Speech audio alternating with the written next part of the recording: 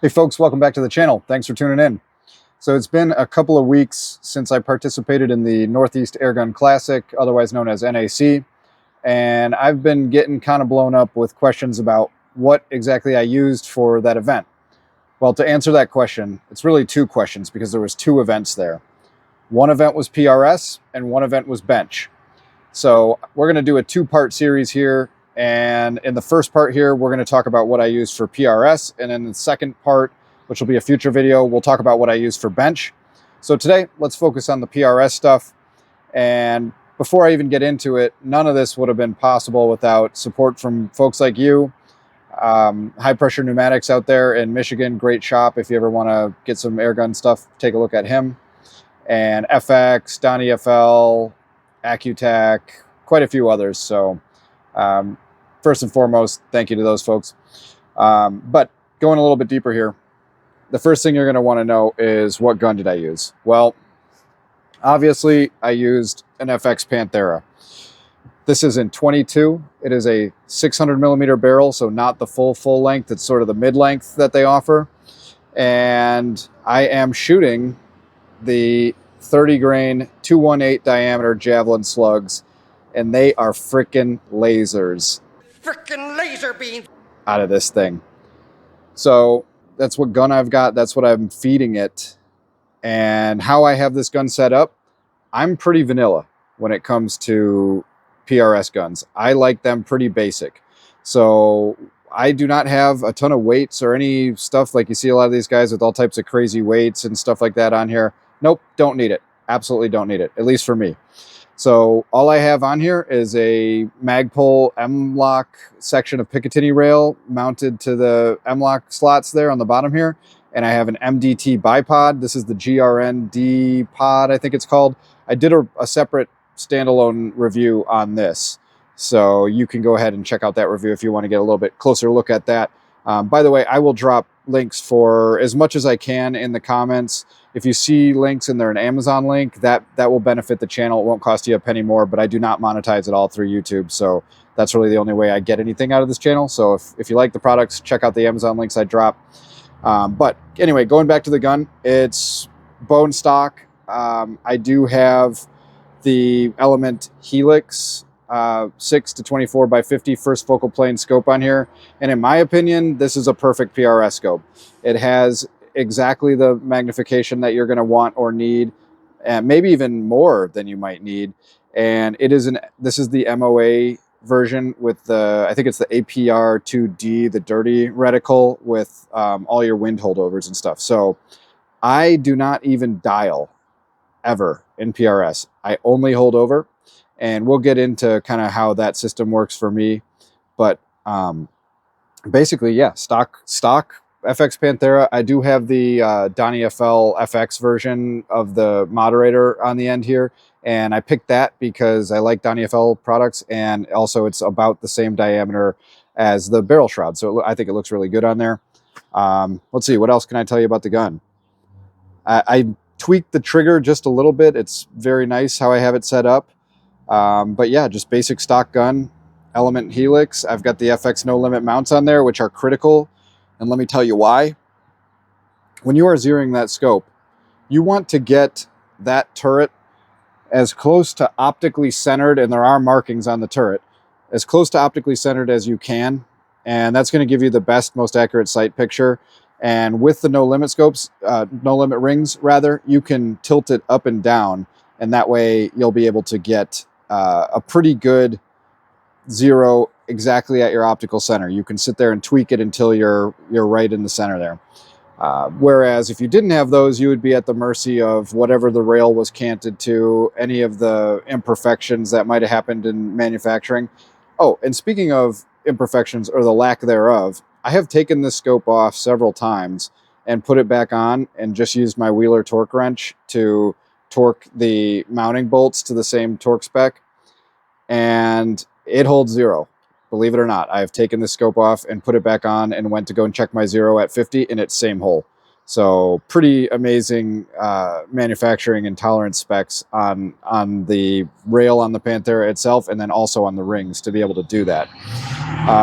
Okay, so, and I did tell you what I was feeding it with, which was the Javelin slugs. What I'm also feeding it with is obviously air. And I have two tanks here. This is the first one. So this is a Ninja 90 CI 4500 PSI tank. It has the easy fill valve on it, which is super sweet. So when you crank this down and fill your gun, when you back it off, it automatically vents. For a smaller match, this will definitely get you through with the Panthera in the way that I have it set up now. I do have the Panthera reg set at a little under 150 bar, and I'm shooting those Javelin slugs right at around 985 FPS. So that is how I'm feeding it mostly. But if you don't want to have any fear, because that is a smaller bottle, if you don't want to have any fear of running out of air, what I have is this tuxing bottle. And again, I'll leave links for all of this in the comments. But this one is a 6.8 liter tank, and it is a big boy. It came with this nice cover that you can order with it, which is padded and very nice and has a backpack strap.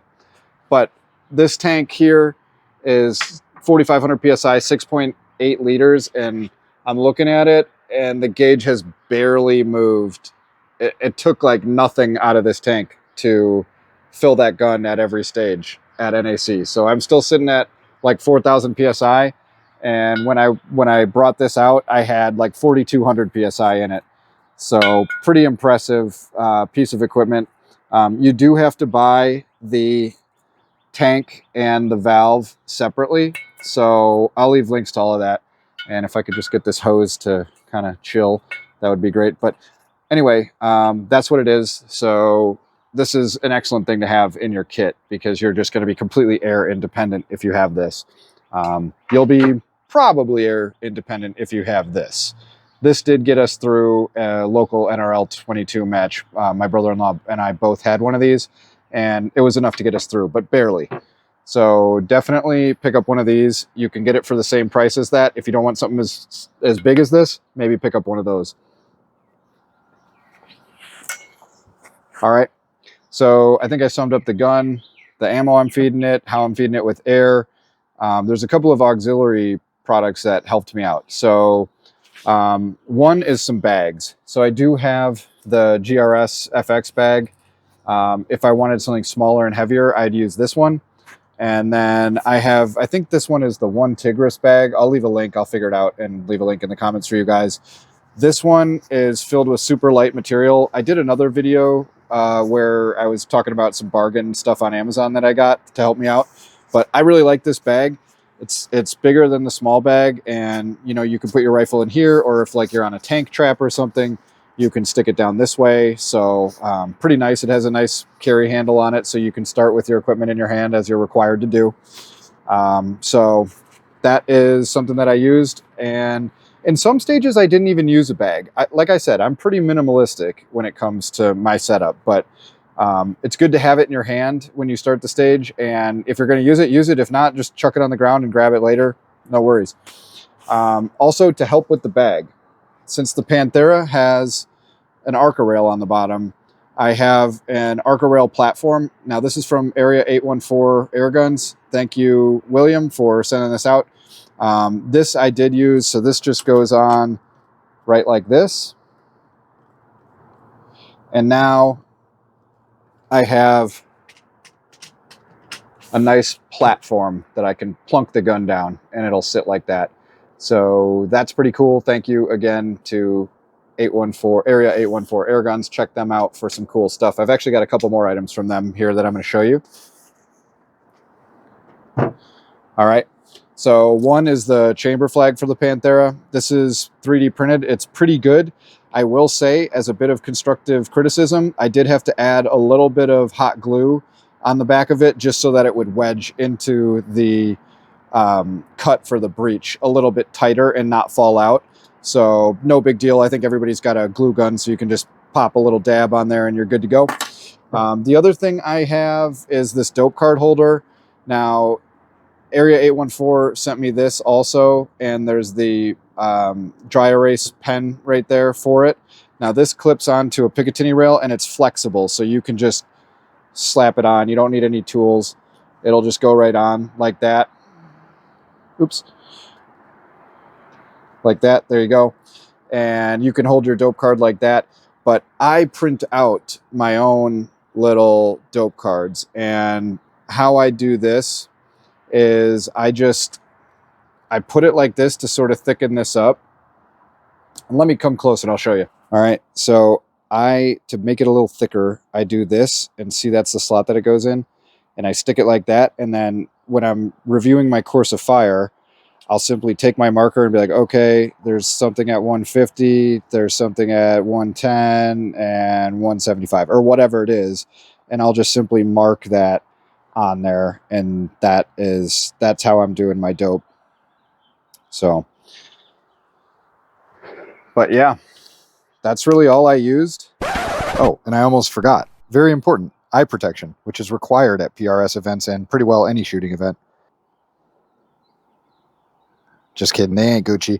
These are the Bobster AXL glasses, and you'll notice they're a yellow tint. And yellow tint is going to help you be able to see targets and have better visual acuity than regular clear lenses. And that's why you'll see shooters, paintball players, and like professional gamers using yellow tinted lenses. These are super comfortable. They cover a ton of your eye, very good safety rating, and I would recommend these. I'll leave a link in the comments so you can scoop your own pair. The Panthera is definitely a moneymaker, and that was my first pro tournament, and I did top 10 at NAC in PRS, so I was a couple slots behind Dubber, and I was also in that top 10 group with, you know, like Boyd Linder and his daughter, Justin Welch, who's just a killer, and quite a few other guys, Thane Simmons, Daddy Dillionaire, Dylan Whittier. So all those guys are really good at PRS, and I'm just starting out in airgun competitions, and I was able to hang with those guys and get top 10 with this equipment. So you don't need a ton of stuff, but having some good equipment, especially the gun and optic, are really going to help you. But anyway, hopefully that is helpful to you guys, just to kind of get a feel for what I used. And the next video I will do will be my bench rest setup. So we'll get into that as a part 2. So anyway, hopefully you guys enjoyed, and we'll catch you on part 2. Peace.